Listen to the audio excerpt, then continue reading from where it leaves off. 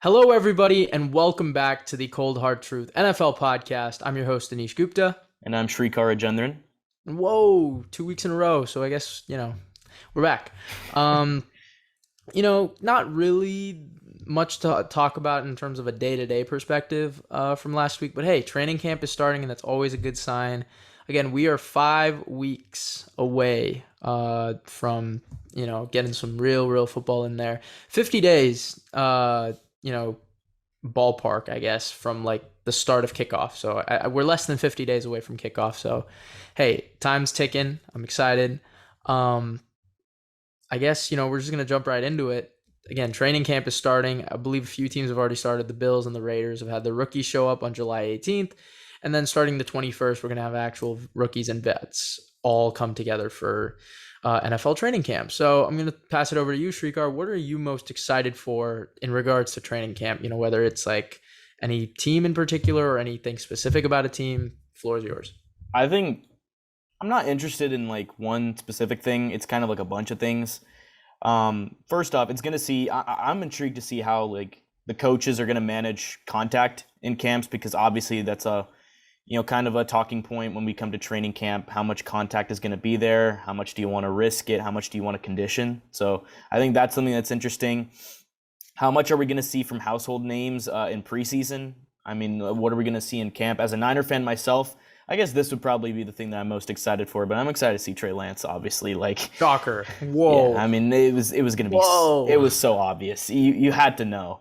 But yeah, I'm excited to see what he can do in training camp. I'm gonna try and actually get out there to Niners training camp to kind of cover it. So we'll keep you to. I'll keep you posted on that. Maybe we can talk about that a bit on the podcast later on. But yeah, I think that's what I'd be excited to see. How much contact is managed, and also Trey Lance. Yeah, I mean, I think I've made it really clear everywhere I've gone that I'm not sold. And so, yeah, I am actually interested to see, because here's what's probably going to happen.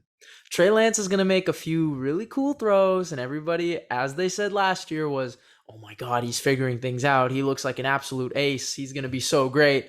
This and that, this and that. And then game time, things look different and everybody's so shocked, when in reality, this guy over here was never sold on it. Or we can think about it the opposite direction, where Trey Lance sucks in camp and then ends up being good. So right. I'll look at it in that outlook. Which is very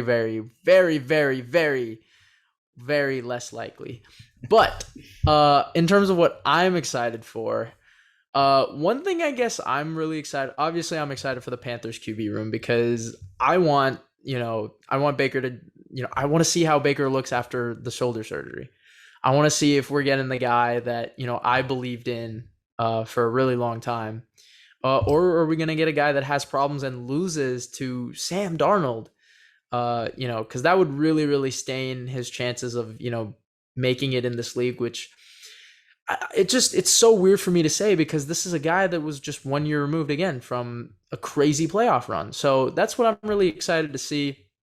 Also nervous to see, because I think it should be, look, there's two ways to look at it. You could look at it as Sam's job to lose because he's getting paid 19 mil, or you could look at it as Baker's job to lose because of what he's done in the NFL.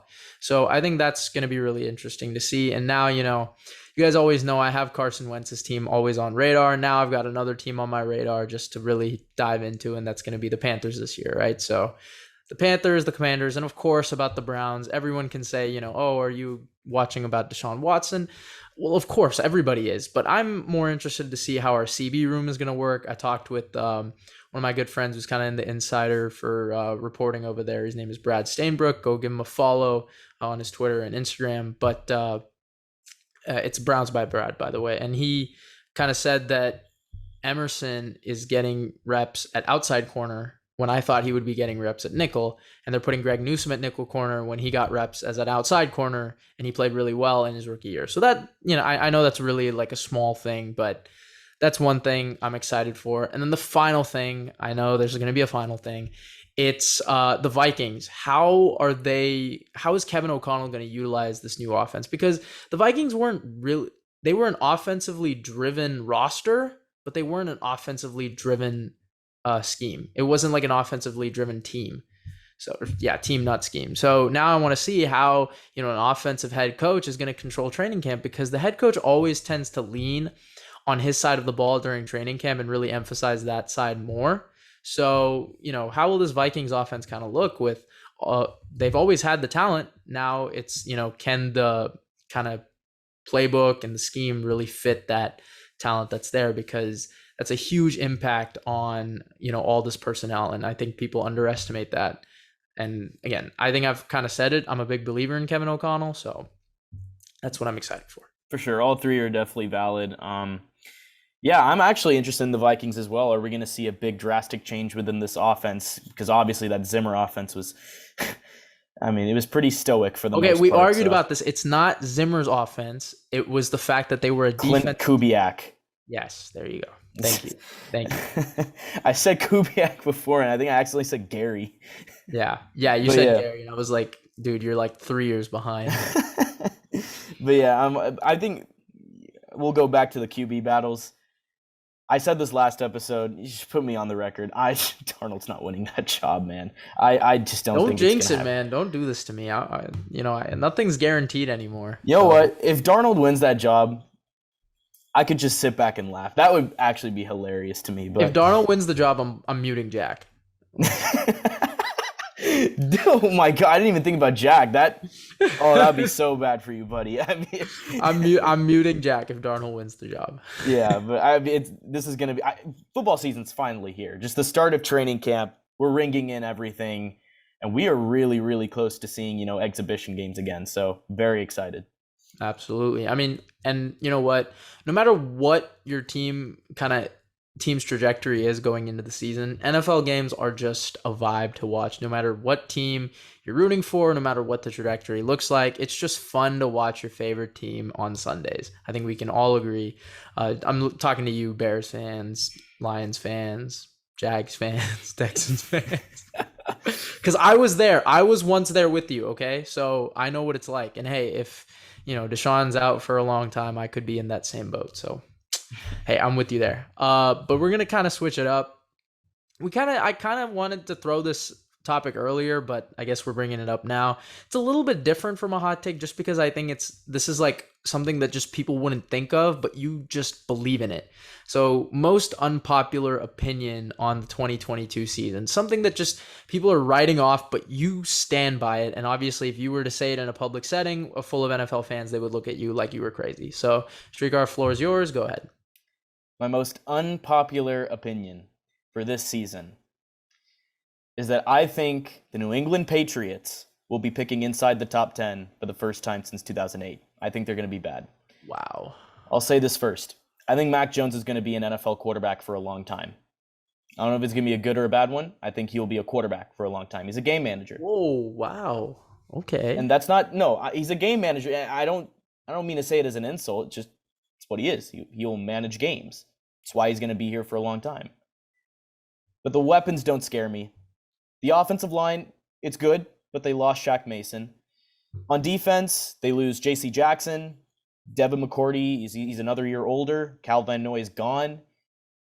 Look, other than Matt Judon and maybe Christian Barmore if he takes a leap, I'm not really scared of anyone on that defense. They're not better than, I'd say, anyone in the AFC West. Everyone in the AFC West better. In the AFC South, I'd take the Titans and Colts over them. Maybe Jacksonville over them as well. I think talent-wise... Whoa, what? Maybe I'd go Jacksonville. Oh my God, okay, wow. In the AFC North. Wow. I would take every team over them, even Pittsburgh. Pending the Browns. But I'm saying definitively better. I'd say in the AFC, they are only definitively a better team than the Jets and the Texans. In the AFC. Oh my God. Wow, okay, no, in the AFC. What? In the AFC. Holy crap. But if we look at you're telling me they, at worst, you have them 14th in the entire conference. Yep. Oh my goodness. Okay, can we just... But let me continue because if we look in the NFC... For me, it's just getting worse. Okay, keep going. All right. Oh my God. I will say they are better than some teams in the NFC. That's where I was going to get to. Atlanta, Chicago, the Seahawks, the Lions, the Giants, they're all worse. Wow. But I think they're picking in the back half of the top 10. Like 9 or 10. And if I said that, you mentioned before, if I said that in a group of NFL fans, everyone would criticize me because this is Bill Belichick we're talking about. But here is where I'm predicting the Patriots fall. And I think they're picking in the top 10 again. All right, we're gonna need some time to dive into this. First of all, whoa. I mean, like, all right. I mean, obviously, I'm gonna completely disagree. I think, okay. First off, let's look at their team last year. In how many games were they the better roster? They were 9-4. They were 9-4 after starting 1-3. Okay, right? How many games? Like, okay, I'll pull it up. I remember most of their games off the top of my head. But in how many games would you definitively say they had the better roster? Not very many. Exactly. But that's a testament to Belichick and the coaching job he did. But that's also, I think, a testament. That's also a testament to Mac Jones managing the offense. I think he did enough in a lot of those games, and they just have the style of football that works with different players. You also, I think you said McCourty's a year old. He retired, and then that was Jason McCourty. Twins. Both twins didn't. No, Devin McCourty's still there. Oh, interesting. Okay, and then Kyle Duggar, I think, is a guy to watch out for as well on that defense. I loved him out of I forget where, but he played D2 and he had crazy highlights as a returner and I wanted him for the Browns, but look, okay. First of all, I don't think they would ever fall below 12. I think 12 is their lowest. And I think for them, it's not even a question of who you're losing. It's a question of, can you continue the style of football that's worked for so long? And I think they can. And to that, I mean, who's your offensive coordinator? The offense may not even be the same. Yeah, so they don't have an offensive coordinator because you're right. And it could be Matt Patricia, which could be a disaster in all. Right. So they've had two of the best, I guess, play callers on their side of the ball for a long time, right? McDaniels and Belichick. They still have one. And you're right. There's a little bit of uncertainty on the offense. I just believe that the Patriots, I think Mac Jones is going to elevate his game even more next year, just because I think he plays the game in such a way where it's him figuring out different defenses. And like I said last year, he was figuring out more and more disguised coverages, more and more plays off from off-ball linebackers. I keep reverting to this one against the Colts where Darius Leonard kind of just sat in coverage on a little hook. It was a little he was kind of guarding hooks and flats. It was kind of that type of zone in the middle. And then he had kind of a skinny post on a tight end. And then he just kind of dropped back and he intercepted it. I like just examples of those where Mac Jones saw that. And the next game, it was a similar type of play, executed it perfectly. I just think he's the type of guy that's going to see defenses next year. And it's not even about him, throwing the lights out. It's just him making those plays on third down. Those 3rd and 4s that you need to convert to ice the game. I just feel like he's going to make a lot more of those plays. And that's why I will give you this. I will say that they are the 3rd best team in their division coming into the year. I think Miami and the Bills clear. But I can't just say teams that have more upside than them maybe are going to be definitively better. No, it's not even upside. I'm just saying on paper. You would take Jacksonville's roster over New England's on paper. I would way. Potentially. Wow. Okay. I definitely would not. And I'm a big Jacksonville believer, so I wouldn't. I think it's me, but I after kind of seeing how more behind the scenes of football teams, it's just schemes are everything, and I think the Patriots' defensive scheme is still intact. And you're right. I will give you this: the offensive scheme for the first time in a really long time is put to question, a lot. Yes, I will say that.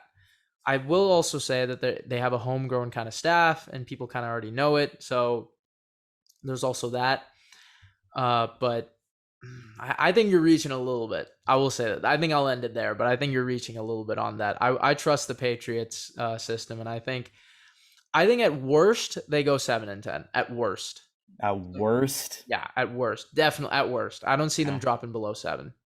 Okay, interesting. No way. And I was about to say, for as much as you say that Mac Jones, was figuring things out in the second half of the year, what if defenses were figuring things out on the other side? Because this is a rookie. We had, no real game tape on him until maybe the second half of the year. I don't know. Defenses may have figured something out. It's a game manager at the end of the day. Half. I don't think so. I think his only, like there was a faulty game, I guess, against Miami, but that's pretty Well, much the Colts game as well, but no, I don't put that one. Mac was not that great in that game. The beginning, but the end they came back down. They were down 14. They almost pulled it off. But I will say, I'll throw the schedule at you. So they go Sure. at Miami. I think that's a game they could potentially lose. They don't do well in September. Mhm. At Pittsburgh, I think they would probably win that. The Ravens at home, I could see them upsetting them. Packers, I'd probably give them an L. So just count it with me. So that'd be 0-1, 1-1, 2-1, 2-2. Lions at home, I think they got that 3-2. At Browns, they have our number. I would low-key give it to them. It depends. No, I would give it to them with or without Watson. So Okay. what is that? It's like 4-2. Yeah, 4-2. And then you go 5-2 Bears at home, 6-2 at Jets.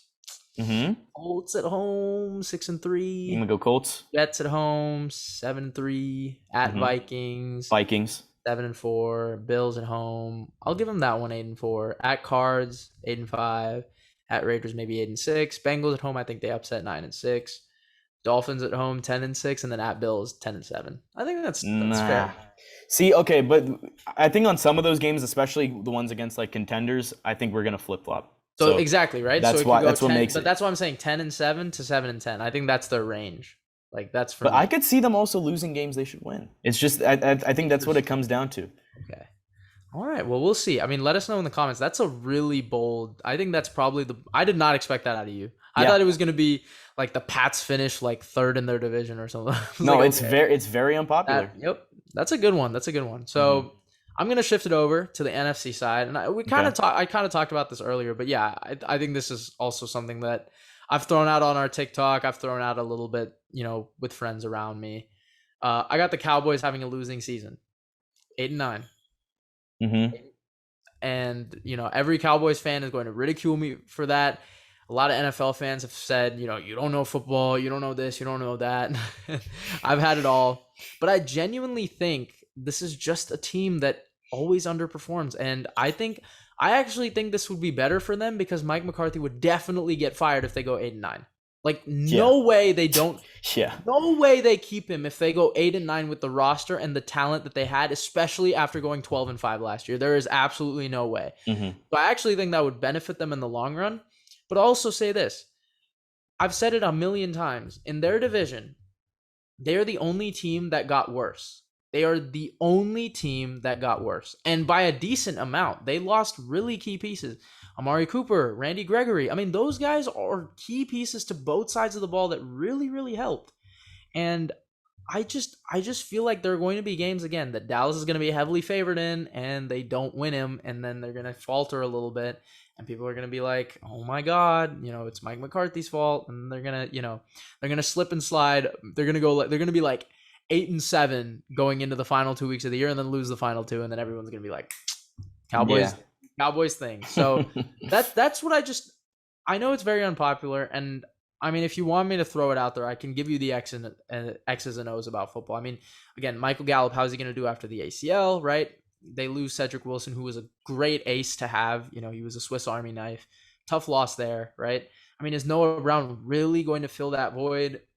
I don't really know, right? And they drafted a receiver. Do you know who I'm talking? They the fifth, but I do know. I just forgetting the name. I know it starts with an S, but I'm blanking on his name. Or I think it starts with an S. And then Dalton Schultz. Right, not really happy. I feel like this is a team that is going to implode, and it's going to implode at the wrong time. I just don't fear them. If I'm an NFC team like the Packers, the Rams, or the Bucks, the Cowboys are not on my radar that I fear. I fear the Eagles way more. I fear the Vikings more.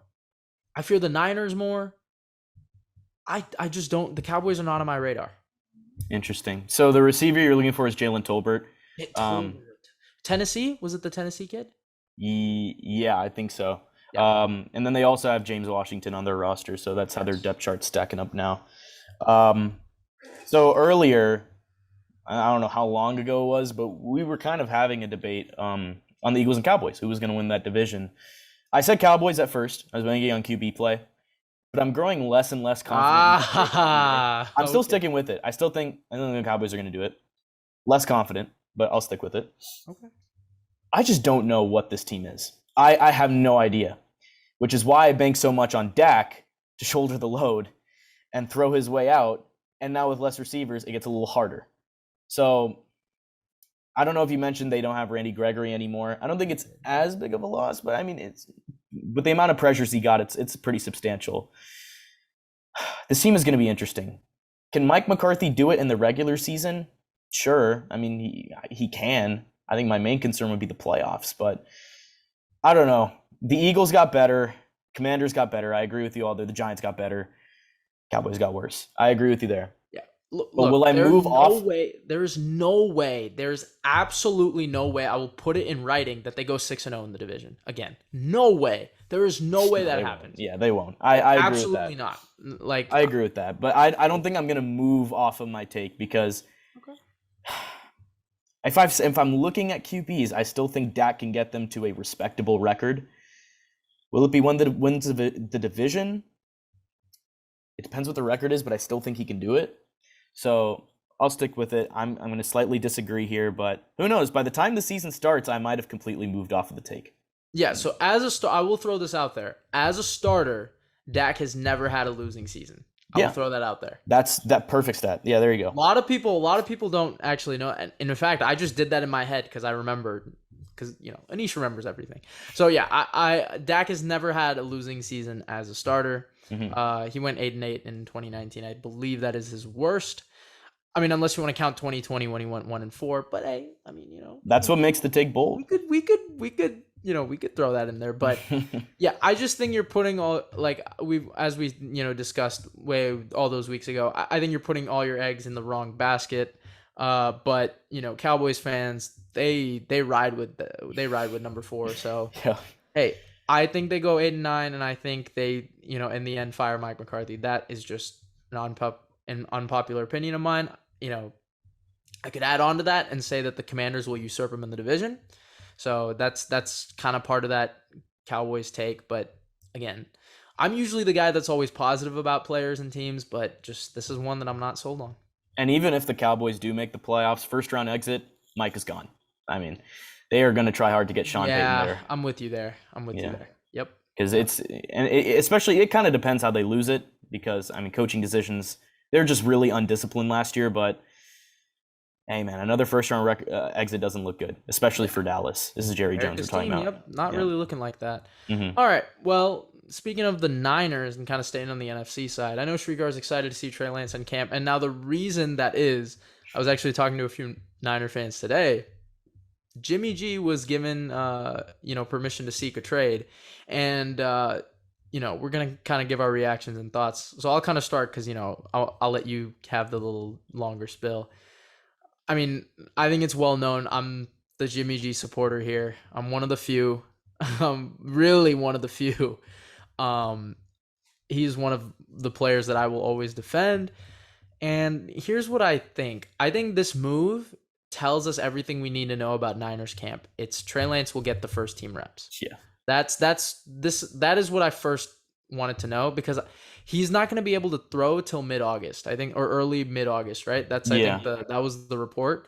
So Trey is going to get the first team reps 100%. I remember last year he got a couple, but again, no, not even 10%. So now he's really getting every single first team rep. So that's what this is telling me. Second, Jimmy Garoppolo is going to be on around a $24 million contract, I believe. 26 mil. 26 for it's the final year. And whoever trades for him is going to have to eat that salary most likely, and then they'll be off it the following year. So I'll let Srikar start off. Where do you think he's going to go? Who do you think he should go to? And then obviously, now it's kind of set in stone that he won't play for you guys. So, maybe a little goodbye for him.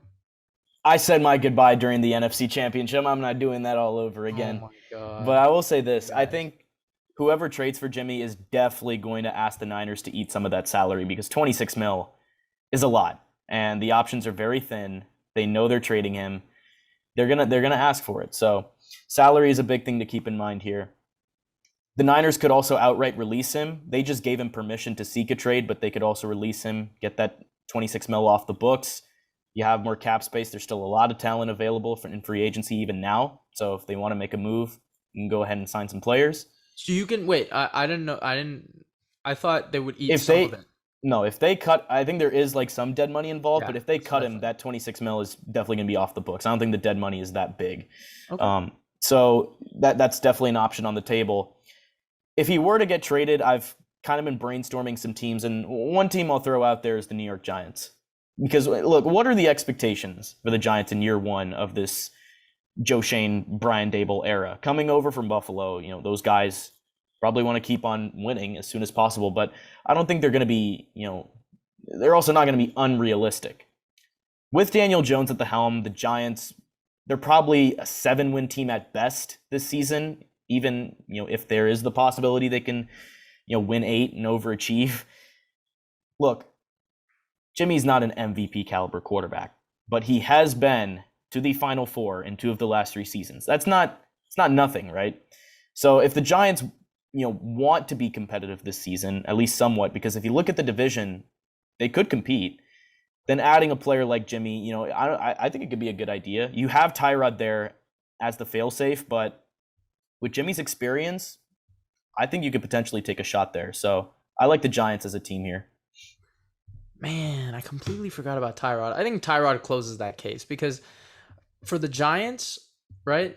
Daniel Jones is still really, really young, and you want a guy, because I think it's a win-win for the Giants. If Daniel Jones works out in some ways with them this year, he's not going to warrant an extension. So it's like they know that they have an option here to where they can go cheap for the next year and really build on that and really get him for a good money, or you just throw him out the window and get a good quarterback next year. So I don't think the Giants were one. My team was the Seahawks. If I'm the Seahawks, Jimmy G is like really a really good fit here. You give him really good receivers who can really help him over the middle, which is where he throws some really good balls. I think he's got great pocket presence, and I know the offensive line is not great, but it's rebuilding, and I think they've made really, really good moves the last couple off seasons. Charles Cross, I still think, is a home run, and again, how much he knows with the Niners offense, right? Like that's something I know people tend to overlook, and they just say it, but it's really important. Like this guy ran Shanahan's offense for 5 years. He knows a lot about it, and I think the Seahawks could really use something like that, not only for their own, just because they are an outside zone scheme, which is the same as what Shanahan runs. They just don't do it as good. So I think that would actually really help them. Also for their defense, because they play the Niners twice, and obviously Jimmy G is very familiar with them. So I think the Seahawks would be a really, really cool thing. If they release him or if they have to trade him, I think the Seahawks would be willing to part with a decent pick. If they release him, sure. If they trade him, I doubt the Niners would trade him to a division rival, especially the history they have with the Seahawks. And if the Seahawks ask the Niners to eat some of the salary, I just don't think it's going to happen. It would take a much bigger asking price than any other team. Even if it's a trading within the 4th-round pick, NFC. would they say no? Yeah. Well, 4th-round pick plus what do you do with the salary? Yeah, you eat some of it. The Niners will have no matter what they trade him, will have to eat some of it. The Browns had to eat 10.5 out of the 19. Right, so that's where Jimmy G is an even worse case, because it's like, because you now just gave him permission to seek it. He has a higher contract, and the Niners have their quarterback. So it's like they know they can't keep Jimmy on the roster. They know that. It's some of the salary versus most. If it's most of the salary in a 4th, I think they'd be more inclined to do it. But if it's some of the salary in a 4th, I don't know. It's the Seahawks and the Niners, and it's the most important position in the game. The Niners know, what the Seahawks QB situation is right now. I don't know if they'd want to, benefit them. So, they still think highly of Jimmy. They want to send him somewhere where he's not, gonna bite them back. Right? They want to do right by him. I've heard that they want to do right by him, and frankly, deservedly so. And Niner fans who, just constantly berail this guy, at least your organization is doing the right thing. And quite frankly, again, I think if I always had the Seahawks around 6 wins, I think Jimmy elevates them a couple, if not to a winning season. I really do. I really do. I think very interesting. I don't think it's going to happen, but unpopular opinion, but yeah. Yeah, that's definitely unpopular. Straight to the playoffs or straight to a winning season. But Yeah, in nine the and eight. NFC, I think they'd probably be around like a 9 seed, but yeah, I'm okay, I would be decently confident on that. interesting. Yeah. I don't think it's gonna happen. I mean, if it would take a solid asking price for the Niners to budge on that, though. Oh man, please happen. I would. You don't understand all the smack talk I would talk to every Niner fan in existence, but I wouldn't care. I'd love to see Jimmy twice a year. Bring it really, on. Yeah. they're gonna split if not sweep you guys. Nope. You don't think the I Niners? could see split. Sweep's not happening. Yeah, sweep won't happen probably, but split. Seahawks own them in some way, shape, or form. But Yeah. alrighty, moving on to the final segment. As promised, we're going to be doing a fantasy segment every episode, and this one I'm excited for because we got a little this or that with some fantasy players that are kind of in a similar tier. And we're going to tell you which one you should go with because it could make a huge difference. One guy could do way better than the other, and they could be at a very similar ADP as of right now. So we're going to do two sets of receivers and two sets of running backs. And again, it's going to be this guy or that guy. So, Srikar, we're going to throw it at you first. Here we go. Michael Thomas or Keenan Allen? I'm going to say Keenan Allen because, I mean, the guy is just consistent. He is consistently good. He has Justin Herbert as his quarterback. I don't see any sort of decline coming for him this year. He is going to be a number one receiver in fantasy leagues. Michael Thomas, I think he can be a number one receiver in fantasy leagues still. But would I bank on that over the consistency of Keenan Allen? No, I wouldn't. And also, if we look at the QB situations, it's Winston versus Herbert. I take Herbert in that situation. And maybe Olave might take some targets away from Thomas. It could also open things up for Michael Thomas. Who knows? But I'd bank on consistency here, and I'm going to go with Allen. All right. So I think when you look at this, I think Michael Thomas is obviously more technically gifted. I think he has honestly in his peak years produced more because he was once regarded as the best receiver in the league. I'm going to take Keenan Allen as well. I think Keenan Allen is a bona fide wide receiver one in pretty much any format, any amount of teams. I think he's a wide receiver one, unless obviously it's like a 4-team or something. But if you're playing 8-team and up, he is a wide receiver one in my book and keep in mind this is PPR format. Again, he's been one of the most consistent PPR guys for the last 10 years.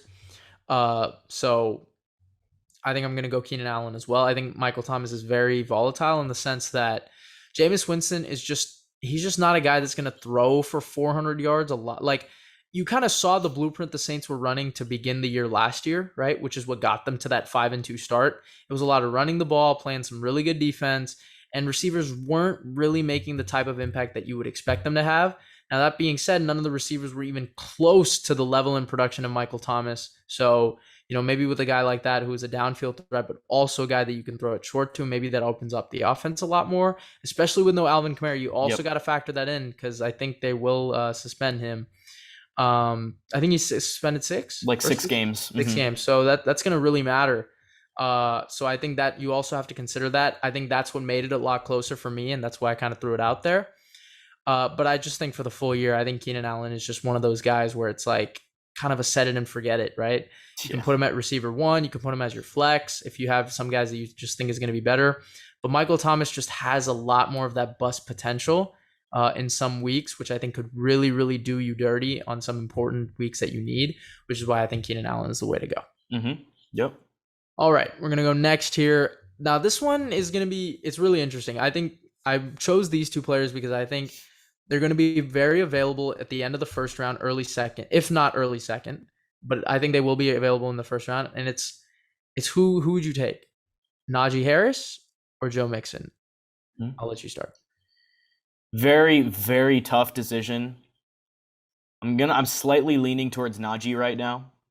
Now, the general consensus is he's going to have a smaller workload in 2022. I've seen people say he's going to have a bigger workload because it kind of depends who's at QB, but I think for both situations, I think Harris is going to be the central kind of core of this offense. I mean, they're going to be running the ball a lot. So touches wise, I think he's a good bet. And if we look at the Bengals side of things, they have a great wide receiver trio, but Mixon is still a good part of that offense, right? Like he's still a key part. But do I think he's as key as Harris is to Pittsburgh? No. And that's why I'm going to say Najee in this case. So when I thought about this, I'm on obviously when I see these fantasy guys on TikTok, everyone's talking about, oh my God, Najee is gonna go absolutely crazy. He's like destined for huge things. And here's what I'll say: he got 94 targets as a running back his rookie year, right? Like I think he played a very similar role to Le'Veon Bell. He just wasn't as good at it, but he was played in a very similar role, and I think that's going to be elevated this year. Again, new quarterback, right? Whether it's Trubisky or Pickett to start, I think it'll be Trubisky, who's more experienced, and he's done well with David Montgomery. I think when you give Trubisky a good running back, he can do well. I think Najee Harris is going to thrive in that type of role, get a lot of these short passes. Again, 74 catches, 94 targets as a rookie, really, really impressive. He was second among all rookies in catches, so that's a really cool stat line to me. Mm-hmm. Albeit his yards per reception was like 6, but it's still impressive nonetheless, especially for PPR formats. I think PPR, Najee is the way to go, but standard, if you are playing standard, I would take Joe Mixon just because of the fact that I think he'll get a lot more goal line carries because the Bengals will be there a lot more. Mm-hmm. But I think what limits Joe Mixon is the sheer volume, just because, as you mentioned, right, the wide receiver trio. I think the Steelers will also be down in some games, and they're going to have to try and throw their way out of it. And obviously, they have a bunch of receivers that they can do. They run trips a lot, so it's 3 receiver sets. So yep. I think that kind of limits Najee in a way. So I would say this: standard, Joe Mixon, but I think PPR, there's a way bigger gap, and I think Najee is the guy to go with. Yeah, I can agree with that. Mm-hmm. Yep. And again, he had 1,200 rushing yards as a rookie, so I think that's only going to go up. The 7 touchdowns, I just don't think he's going to get as many touchdowns as people think. That's one thing I'm a little bit. See that. Mm-hmm. Yeah. And hopefully I didn't, just prove put something out there that people are going to clip me for. But I think he'll be around maybe 7 to 8. I don't see him going for like 15 and up or something. Mm-hmm. But yeah, all right, we're going to go to the next one here. This one is really interesting because obviously it's not from a real life perspective. It's from a fantasy perspective. It's going to be my guy, Nick Chubb, the Batman, versus DeAndre Swift. All right, here's what I'll say. I think non-PPR, I'd go Nick Chubb. But if it's a PPR format, I'll go DeAndre Swift because I really like his upside as a pass catcher. And the big concern with DeAndre Swift is obviously health, but I mean, if we're drafting CMC early, I got to stick with the logic, and I still got to take DeAndre Swift. Okay. But I think Detroit, I think they're going to, Dan Campbell will utilize DeAndre Swift well. He looked really good in those games that he did play. I think it was like the first 10 games of the season, then he got hurt. He was looking good. So if it's non-PPR, though, and the pass catching upside's kind of out the window, I would take Nick Chubb. And obviously the concern with Nick Chubb is Kareem Hunt in the backfield, but that doesn't stop him from producing, right? So non-PPR Chubb, PPR Swift. Okay, so I think with DeAndre Swift, so he only started 4 games his second year. And I just think it's because he's going to get a lot more volume this year, which is why I think you should kind of fear him in that sense, right? Yeah. Because, when you get it, for me, it's really weird. Like, he's going to get a lot of receiving touches. And for Nick Chubb, people just think that, it's going to be split with Kareem Hunt. That's not necessarily the case. Kareem Hunt was used on passing downs, but also he would be used in the second and third quarter in between the tackles, and Chubb in the fourth quarter would just take it home.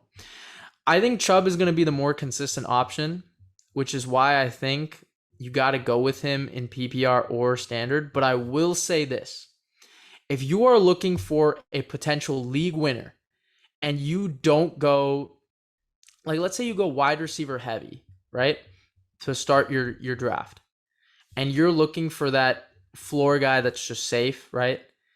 Take a Nick Chubb. But if you're going running back heavy and you're looking for a flex or RB2 that's a league winner, Swift. Yep, exactly. Right, yeah. So it really just depends on your drafting strategy for even a lot of these guys, because the guys I chose are really close.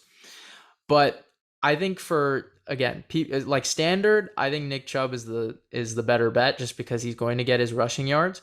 But we're talking PPR format here. Again, drafting strategy, right? If you go wide receiver heavy and you want a safe option, take Chubb. If you're going running back heavy and you want a league winner, take Swift because he's got that type of upside. Mhm. He's basically the Antonio Gibson of this year, right? Yeah. That's Yeah. basically what he is. And I loved Antonio Gibson last year too. Everybody, right? Everybody did. And I think that's what Swift is kind of coming into this year. And obviously the Lions are going to be they're going to be more competitive in games. And they already were last year. Like a lot of their losses were by possession. So they're going to be more competitive in a lot of these games. And I think Swift will be a big, big part of that. Yep. But we're going to stay with the Lions here. I really tried not to go, Lions heavy, but we're going to go Amon-Ra St. Brown or Amari Cooper. Okay. I'm gonna say Amon-Ra actually. Now, DJ Chark has been brought in, Jamison Williams has been brought in, but Williams is not. There's questions as whether he's gonna be ready to go early. So, I don't think the target comp is that big of a difference for Amon-Ra. And during that back half of the season, I mean, he was really standing out. He was really looking good. But it's also more so me being kind of lower on Amari Cooper. He's just an inconsistent receiver in a very, very different setting with Cleveland where, he is going to be the primary target. Now, will this help him or will this hurt him? Because if you're throwing out Jacoby Brissett there, everyone knows he is going to be looking at Amari Cooper at all times because the depth chart for the Browns at wide receiver is just not ideal, right? So, I mean, you got guys, but Amari Cooper is definitely going to be, the guy in that offense, at least in the passing side of things. But yeah, I gotta go Amon-Ra here. It's still a tough decision, but I think the target share isn't as bad as people would make it out to be with Detroit. Okay, again, I'm gonna throw this out there. The reason why I think this is closer than it is because of, as you mentioned, the competition with Chark and Jameson Williams there. If one or both of those guys if one of those guys was not there, I think it's Amon-Ra by literally a landslide. But I think it's closer. But here's why I'm not as high on Amari Cooper. Okay, I will throw this out there. T.Y. Hilton led the league in receiving yards in 2016 with Andrew Luck. He gets Jacoby Brissett. He drops by over 500 yards to 966 from like 48 or something. And then in 2018 with Andrew Luck, I believe he goes for 1270, something like that. And then when he comes with Jacoby Brissett in 2019, he goes all the way down to 500 yards in, I believe, 10 games. You see a trend here with Jacoby Brissett? He's not a guy who throws the ball. Like, throughout his career with the Dolphins, with the Colts, and with the Patriots, those three teams he started with, receivers did not do anything. Obviously, with Deshaun Watson, that's a different story. Yeah. But even with this, as you mentioned, Amari Cooper is very inconsistent. And also for this, fantasy players, you have to keep this in mind. Where are they playing? Amari Cooper is going to be playing in Cleveland. It's raining or snowing there literally half the home games. Okay? It is not a pass-friendly area. That's going to hurt receivers.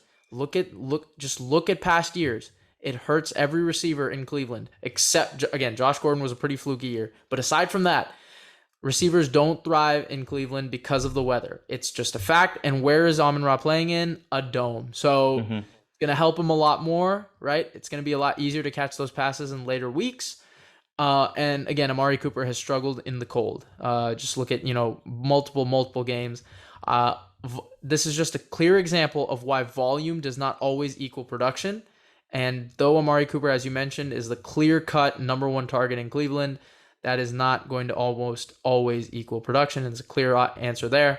I know we agreed on all four, but I'm giving you. I think we're given different reasoning on why we would. No, I agreed with you with the target share point. I was just saying maybe being the clear-cut receiver isn't necessarily a good thing for Amari because defenses are going to focus their attention on him now. Yeah, so I think it's Amon-Ra by a decent amount. Again, like I said, if one of those two weren't there, I would say it's a landslide. But like I said, if those two are there, go for the guy based on the reasoning, not on the name. I think a lot of people tend to go for name rather than reasoning. Listen to us. Go for the reasoning. I rest my case. Yep. All right.